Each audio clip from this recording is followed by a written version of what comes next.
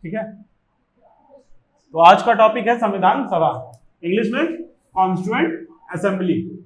अब हम लोग पढ़े थे कि 1947 तक 15 अगस्त को हमारा देश आजाद हुआ। तब तक हमारे लिए कानून कहाँ बन रहा था? ब्रिटेन में बन रहा था। कहाँ बन रहा था? ब्रिटेन में। तो अब हमको अपने लिए कानून बनाना था। जब अपने लिए कानून बनाना था तो उसके लिए कानून बनाने वाली एक संस्था चाहिए, एक इंस्टीट्यूशन चाहिए। तो वो कानून बनाने वाली संस्था थी संविधान सभा।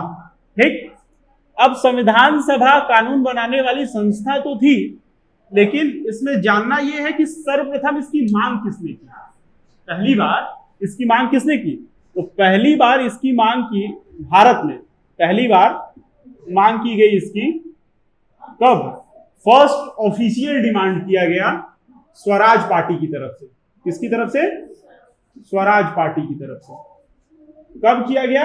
1934 में किया गया। ठीक, स्वराज पार्टी की तरफ से पहली बार ऑफिशियल या आधिकारिक तौर पे मांग की गई। जैसे होता है ना कि हम किसी से कुछ भी मांगते हैं, डीएम कहते हैं हमारा रोड बनवा दो, रोड बनवा दो, लेकिन जब तक आप लिखित में नहीं देंगे तब तक माना नहीं जाता कि ऑफिशियल है। ऑफिशियल मांग हुई थी स्वराज पार्टी की तरफ से 1934 में। अब लेकिन इस संविधान सभा का आइडिया किसने दिया था? आइडिया होगा ना भाई किसी का कि एक संविधान सभा बनानी चाहिए। ये आइडिया कौन दिया था? ये आइडिया दिए थे वो थे एमएन रॉय। कौन थे? एमएन रॉय। और ये भी कब दिए थे? 1934 में ही दिए थे। ठीक, तो पूछता है कि ये इसके विचार का गठन किस, मतलब संविधान सभा के गठन का विचार किसका था? गठन का विचार किसका था? गठन का विचार किसका था? तो एमएन रॉय का था। कब दिए थे ये भी 1934 में दिए थे। ठीक है, अब हमको पता है कि भारत की आजादी में कांग्रेस का बहुत बड़ा हाथ है, राष्ट्रीय कांग्रेस का, आईएनसी जिसको बोलते हैं, इंडियन नेशनल कांग्रेस। तो एक क्वेश्चन पूछता है कि आईएनसी ने यानी इंडियन नेशनल कांग्रेस ने इसकी मांग, आधिकारिक मांग संविधान सभा की कब की? तो इसकी मांग इन्होंने भी 1934 में ही की थी। अब देखो ये तीनों फैक्ट सेम है, तो कोई भी मांग से रिलेटेड संविधान सभा के क्वेश्चन आएगा और ईयर पूछेगा तो 1934, लेकिन ये नहीं पूछता है। सबसे ज्यादा इंपॉर्टेंट ये है कि किस पार्टी ने या पहली बार स्वराज पार्टी ने कब मांग की थी संविधान सभा की। दूसरा ये पूछता है कि इसके गठन का विचार किसका था, आइडिया किसका था फॉर्मुलेशन ऑफ कॉन्स्टिट्यूएंट असेंबली का? तो वो थे एमएन रॉय 1934 में ही। और आईएनसी ने कब मांगा? 1934 में। अब देखो, अब ये सब भारतीय हैं, अब ये मांग रहे हैं, तो स्वीकार किसको करना है? इंग्लैंड को। इंग्लैंड को स्वीकार करना है ना। इंग्लैंड ने इसको स्वीकार किया और कहा कि हम आपको संविधान सभा बनाने के लिए कह रहे हैं। जो ये स्वीकार करेगा उसको इंग्लैंड कहता है अगस्त ऑफर। अगस्त में स्वीकार किया था इसलिए इसका नाम पड़ा अगस्त ऑफर। और ये कब स्वीकार किया? हम लोग गुलाम थे, 6 साल तक मांगते रहे, तब जाके अगस्त ऑफर के रूप में इसको स्वीकार किया गया। ठीक, अब एक क्वेश्चन पूछता है कि संविधान सभा की मांग को कब स्वीकार किया गया? तो अगस्त ऑफर के तहत 1940 में स्वीकार किया गया। स्वीकार कर लिया हम। अब बात आई कि स्वीकार तो कर लिए, लेकिन इसके लिए कुछ करिए, कैसे बनेगी? इसके लिए इंग्लैंड वालों ने एक प्लान बनाया। और इस टॉपिक का सबसे इंपॉर्टेंट क्वेश्चन यही है कि वो प्लान जो है कब आएगा और उसमें कितने लोग थे। ठीक है, और संविधान सभा किस प्लान के तहत बनी?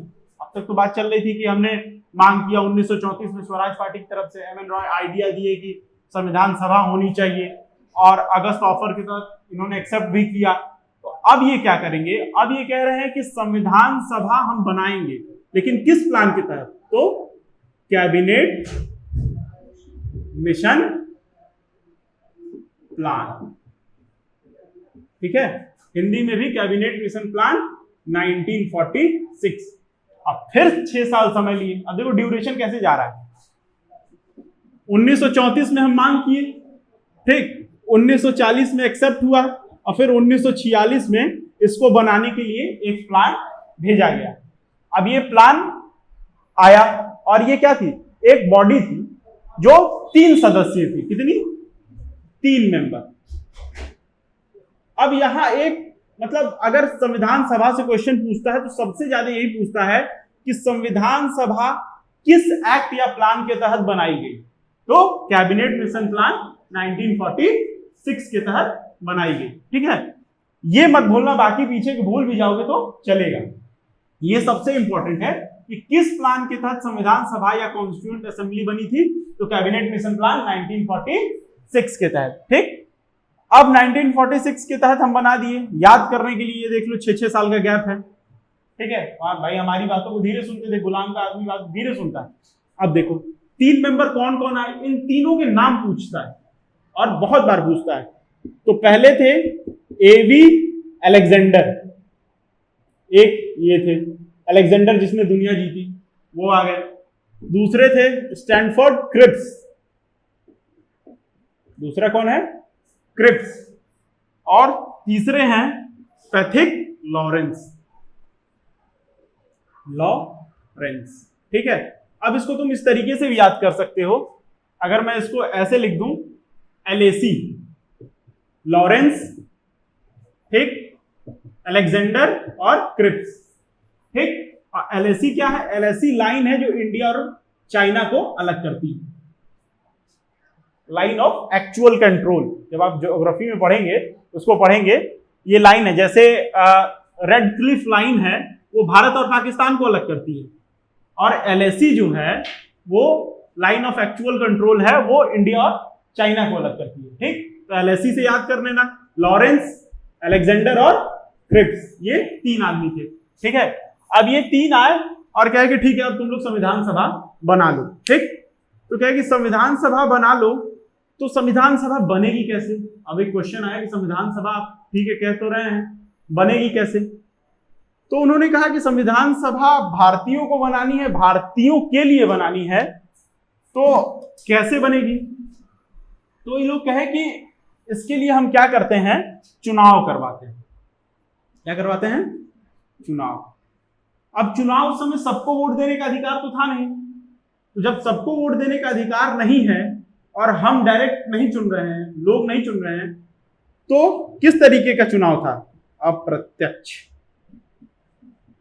Indirect election, indirect election. अब ये याद रखना। दूसरा क्वेश्चन यही पूछता है कि संविधान सभा का गठन किस पद्धति के तहत हुआ था, किस तरीके के निर्वाचन से हुआ था? तो अप्रत्यक्ष निर्वाचन से हुआ था। किससे हुआ था?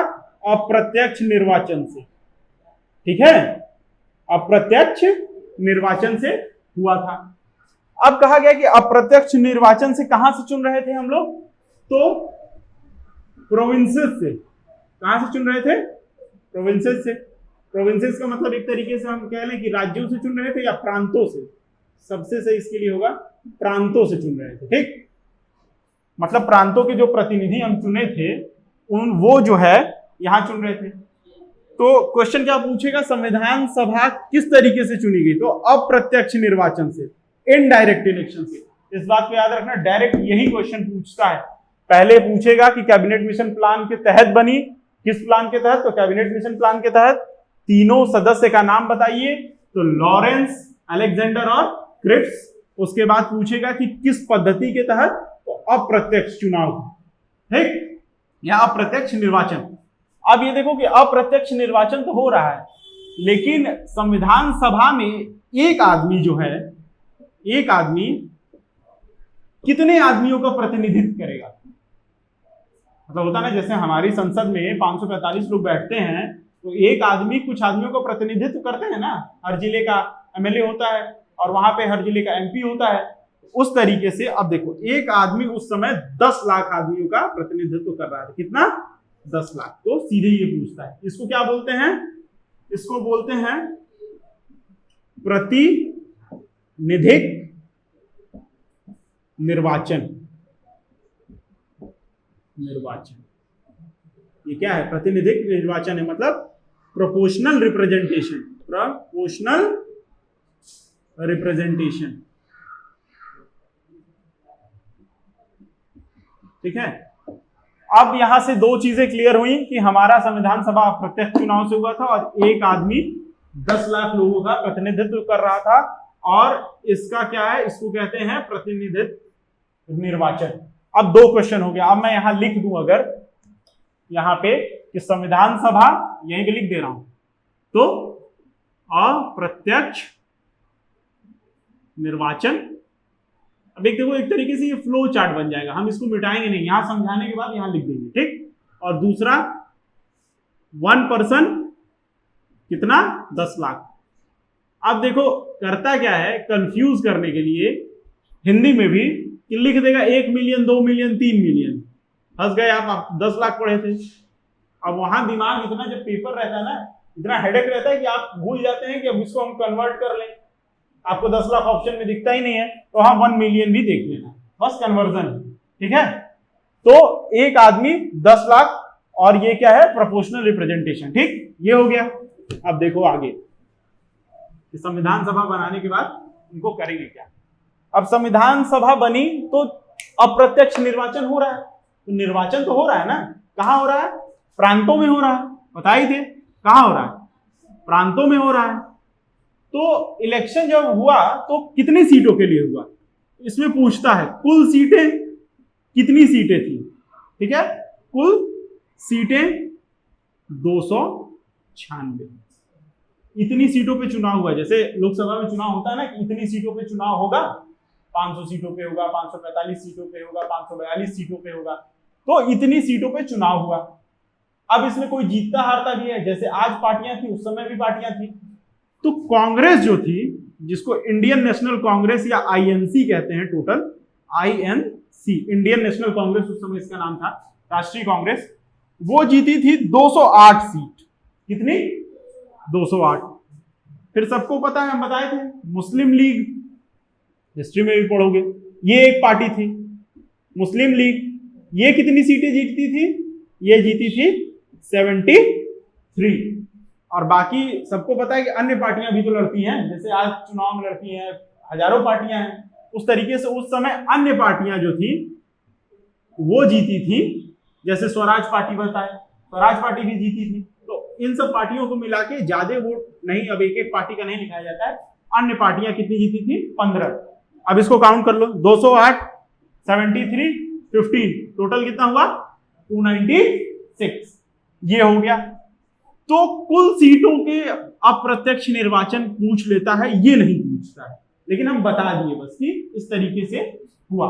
अब संविधान सभा का बताओ, चुनाव हो गया और संविधान सभा चुन ली गई, तो अब क्या किया जाएगा।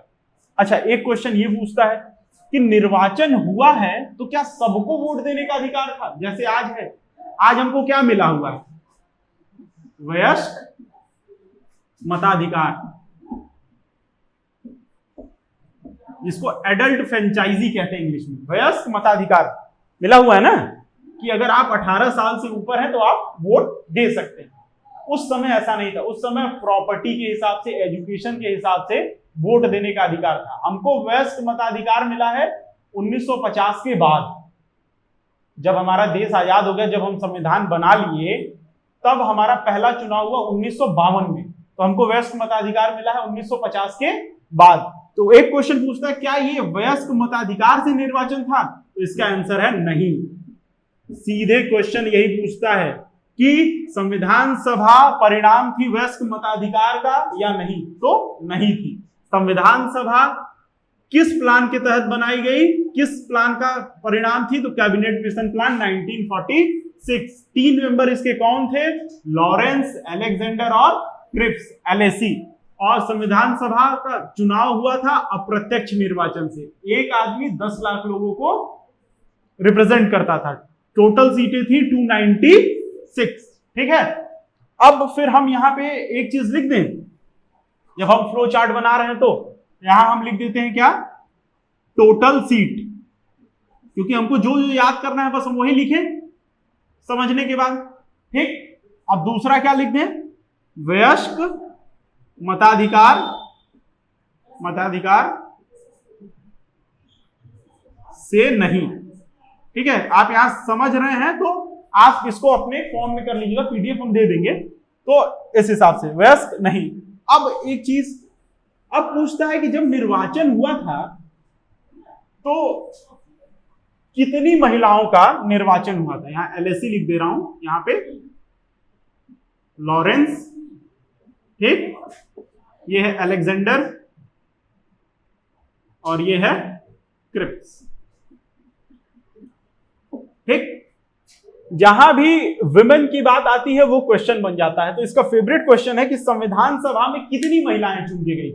हम बताए ना, टोटल इतने लोग चुने गए थे, इसमें महिलाएं कितनी थी? तो जितने अन्य थे उतनी ही महिलाएं थी। वुमेन्स हैं 15। एक तरीके से अगर आपको याद करना है तो याद कर लीजिए, जितनी अन्य थी उतनी ही महिलाएं थी, ठीक। तो महिलाएं 15 चुन के आई। अब देखो, जब ये हो गया, इतनी चीजें हो गई, अब संविधान सभा बन गई ना। तो संविधान सभा किस लिए बनाई?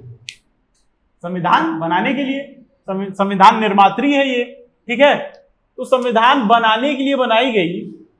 तो एक क्वेश्चन ये पूछेगा कि संविधान बनाने के लिए कौन सी सभा बनाई? तो संविधान सभा बनाई गई, ठीक। अब संविधान सभा बन गई है, तो अब इसका काम चालू कराया जाए। अब इसका काम कैसे? तो संविधान सभा की पहली बैठक भी तो होगी, पहली बैठक होगी ना। अब हम तुमको बना दिए, सभा को बना दिए, इसका काम है संविधान बनाना, तो पहले बैठेगी मंत्रणा के लिए। तो पहली बैठक होगी, ये डेट सीधे पूछता है 9 दिसंबर 1946, ठीक। दिसंबर में ये बैठ गई पहली बार। तो पहली बार इन्होंने कुछ काम नहीं किया। पहली बार ये क्या किए कि सिर्फ एक अपना टेम्पोररी अध्यक्ष चुने। टेम्पोररी अध्यक्ष का मतलब होता है कि आज की अध्यक्षता कौन करेगा, ठीक। तो फ्रांस में एक प्रथा है कि जो सबसे बूढ़ा आदमी होगा वो उस सभा का अध्यक्ष होता था, ठीक है। ये एंशिएंट फ्रांस की एक प्रथा है कि उस सभा का आदमी जो है, जो सबसे बूढ़ा होगा उसका अध्यक्ष होगा। तो इसमें सबसे उम्रदराज थे डॉक्टर सच्चिदानंद सिन्हा। अब क्वेश्चन दो तरीके से पूछता है। क्या? पहली बैठक का अध्यक्ष कौन था? ठीक है, डॉक्टर सच्चिदानंद सिन्हा। या पूछता है टेम्पोररी अध्यक्ष कौन था? डॉक्टर सच्चिदानंद सिन्हा, ठीक। अब चूंकि संविधान सभा एक्चुअल में जो थी वो उम्रदराज लोगों की सभा थी, मतलब वो लोग आजादी के लिए इतने दिन से लड़ रहे थे, ऑलमोस्ट एवरेज एज अगर निकाल लो तो 50 से 52 के बीच में आएगी। तो उनको एक दिन काम करने के बाद एक दिन आराम चाहिए होता है। याद करने के लिए बता रहा हूं, एक्चुअल में ऐसा नहीं था, ठीक है। तो 9 दिसंबर के बाद दूसरी बैठक कब होगी? सेकंड होगी 11 दिसंबर को। कब होगी? 11 दिसंबर 1946 को, ठीक है। अब इस दिन क्या काम होगा कि परमानेंट अध्यक्ष हम चुनेंगे, कि जब तक संविधान सभा रहेगी उसका अध्यक्ष कौन रहेगा। तो परमानेंट अध्यक्ष जो है कौन बनेंगे? राजेंद्र बाबू। राजेंद्र प्रसाद को प्यार से लोग राजेंद्र बाबू बोलते थे, राजेंद्र प्रसाद या बिहारी बाबू भी लोग इनको बोलते थे, ठीक। तो राजेंद्र प्रसाद थे परमानेंट अध्यक्ष। अब इसके घुमाने का क्वेश्चन देखो, या तो पूछ देगा पूर्णकालिक अध्यक्ष यानी परमानेंट अध्यक्ष, या सिर्फ पूछेगा कि संविधान सभा का अध्यक्ष बताइए, सिर्फ अध्यक्ष लिखा रहेगा, तो भी आप राजेंद्र प्रसाद ही ऑप्शन में क्लिक करेंगे। जब तक ये ना लिखे कि टेम्पोररी अध्यक्ष या ये ना लिखे कि पहली बैठक का अध्यक्ष, तब तक आप सच्चिदानंद सिन्हा पे नहीं जाएंगे, ठीक। सिर्फ अध्यक्ष पूछेगा तो भी राजेंद्र प्रसाद।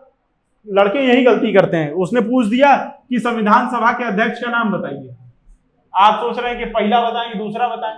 मैं यही कंफ्यूजन क्लियर कर देना कि अध्यक्ष का नाम पूछा है तो राजेंद्र प्रसाद, जब उसकी लगा दी कि पहली बैठक के अध्यक्ष का नाम बताइए, टेम्पोररी अध्यक्ष का नाम बताइए, तभी ऑप्शन में डॉक्टर सच्चिदानंद सिन्हा आएंगे, ठीक है। अब ये लोग बैठ गए और इन्होंने क्या किया कि अब काम करेंगे, तो कितनी बार बैठेंगे। एक क्वेश्चन ये पूछता है कि संविधान सभा कितनी बार बैठी, मतलब कितना सेशन हुआ, कितना अधिवेशन हुआ। तो कुल अधिवेशन हुआ था,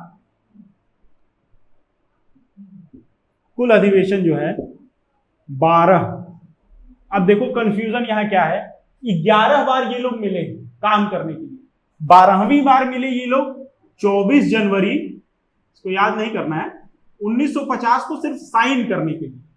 तो तुमको पता है जब तक साइन नहीं होगा तब तक वो डॉक्यूमेंट पूरा नहीं माना जाएगा। तो जब क्वेश्चन पूछे कि कुल अधिवेशन, तो 11 के चक्कर में नहीं पढ़ना है कि 11 ही बार मिले थे, ऐसा कुछ नहीं, ठीक। कुल अधिवेशन पूछा तो एक आंसर 12। पॉलिटी का क्वेश्चन आता हुआ इसी वजह से गलत होता है कि आप सवाल सही से पढ़ते नहीं। क्लास में जो बता रहा हूं यही चीज तुम पेपर में भी देखोगे, जब क्वेश्चन सॉल्व करोगे तो यही चीज देखोगे कि क्वेश्चन इसी तरीके से फंसाता है, बस वो कुछ नया तुमसे नहीं पूछेगा, इसी तरीके से पूछेगा कि कुल अधिवेशन बताइए। तो 12 बार हुए, जब कुल अधिवेशन 12 बार हुए तो एक क्वेश्चन और बनेगा ये कि संविधान सभा ने जब संविधान बनाया उसको कितनी बार पढ़ा, उसको इंग्लिश में बोलते हैं रीडिंग, कितनी रीडिंग हुई, और हिंदी में बोलते हैं वाचन। वाचना कहते हैं ना, किसी चीज को वाचना, कितनी बार पढ़ा गया, तो 3 बार। क्यों? इसीलिए हम कहते हैं कि 3 बार रिवाइज करो, क्योंकि कोई गलती रहेगी तो याद हो जाएगा, कोई गलती रहेगी तो सुधार हो जाएगा। तो संविधान सभा ने संविधान को कितनी बार वाचा, 3 बार वाचा, ठीक है। अब देखो ये हो गया, इसके बाद एक आदमी चाहिए ना भाई कि हमारे पास कैसा संविधान हो बताने के लिए, उसको क्या बोलेंगे, संवैधानिक सलाहकार, यही बोलेंगे ना। तो अगर हम ये वुमेन यहां हो गया है तो वुमेन को यहां लिख दें, वुमेन 15, ठीक है। कितनी मेंबर थी संविधान सभा में, 15।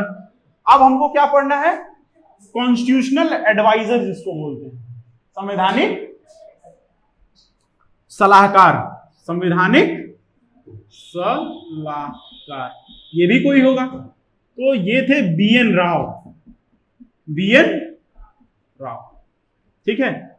इनका पूरा नाम था बेनेगल राव, ठीक है, बेनेगल नरसिंह राव इनका पूरा नाम था। तो कभी पूछता नहीं है, फिर भी अगर पूछ दे उसके लिए याद रखना है बेनेगल नरसिंह राव, BN राव, ये क्या थे, संवैधानिक सलाहकार थे, ठीक है। अब ये संवैधानिक सलाहकार थे।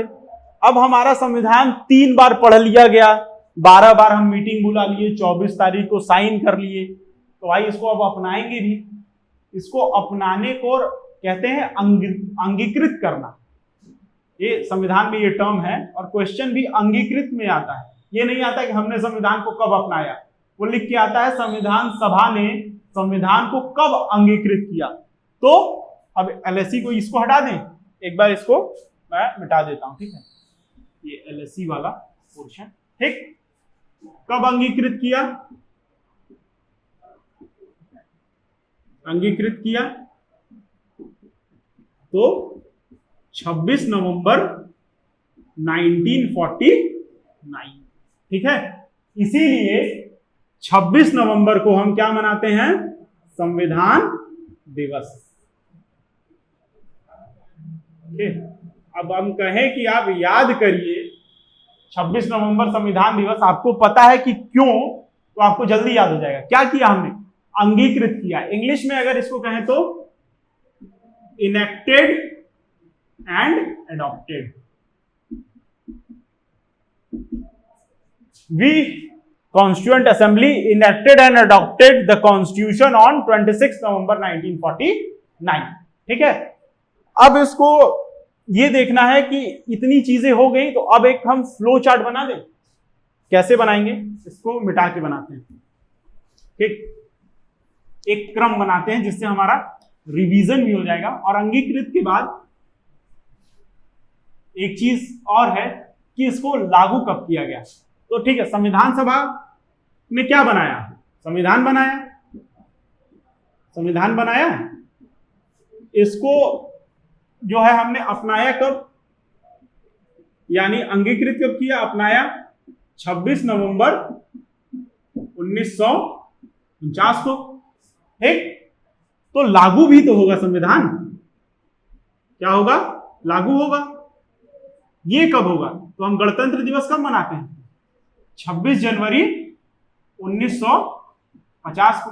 अब ये बताइए, जब हम बना इस दिन लिए थे 1949 में, तो 26 जनवरी का इंतजार क्यों कर रहे थे? भाई हमको तो उसी दिन लागू कर देना चाहिए था।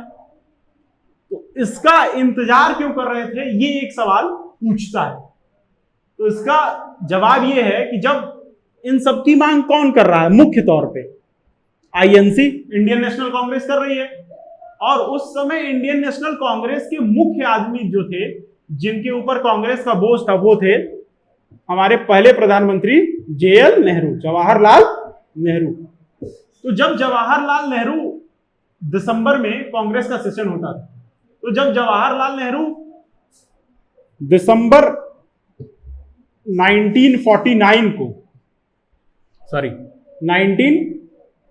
1929 में जवाहरलाल नेहरू ने पहली बार पूर्ण स्वराज की मांग की थी। कहां से? अभी के पाकिस्तान, लाहौर से। और लाहौर पड़ता है रावी नदी के तट पे। तो क्वेश्चन पूछता है कि पहली बार तिरंगा झंडा रावी नदी के तट पे ही फहराया गया था। जो हम लोग का आज ट्राई कलर है, जो तिरंगा है जिसको हम आज फहराते हैं, वो पहली बार कहां फहराया गया था? लाहौर में। कहां पे? लाहौर में। और इसी दिन जवाहरलाल नेहरू ने कहा था कि जब तक हम आजाद नहीं हो जाते, मतलब 1929 से आजाद कब हुए हम? 15 अगस्त 1947 को। जब तक हम आजाद नहीं हो जाते, हम 26 जनवरी को स्वतंत्रता दिवस के रूप में मनाएंगे। आज हम 26 जनवरी को क्या मनाते हैं? गणतंत्र दिवस के रूप में। लेकिन 1929 से 1947 तक हम किस रूप में मनाते थे? स्वतंत्रता दिवस में। इसी वजह से हमारा संविधान लागू किया गया। उस डेट की इंपॉर्टेंस के लिए हम लागू किए 26 जनवरी को। तो क्वेश्चन पूछेगा कि क्यों, तो ये बताना है कि 26 जनवरी 1929 को, अब ये दिसंबर में हुआ था, और हम पहला स्वतंत्रता दिवस कब मनाएंगे इसके हिसाब से? 26 जनवरी 1930 को हमने पूर्ण स्वराज की मांग के साथ क्या किया था? स्वतंत्रता दिवस मनाया था। ठीक है, इसी वजह से 26 जनवरी को ही हम अपना संविधान लागू किए थे। तो क्वेश्चन पूछ दे कि 26 नवंबर 1949 में बनने के बाद भी हम 26 जनवरी 1950 का वेट क्यों कर रहे थे, तो आंसर ये होगा कि हम पूर्ण स्वराज 26 जनवरी 1930 के उपलक्ष्य में मनाने की वजह से इसको हम गणतंत्रता दिवस अपना लेके आए 26 जनवरी 1950 को। ठीक है।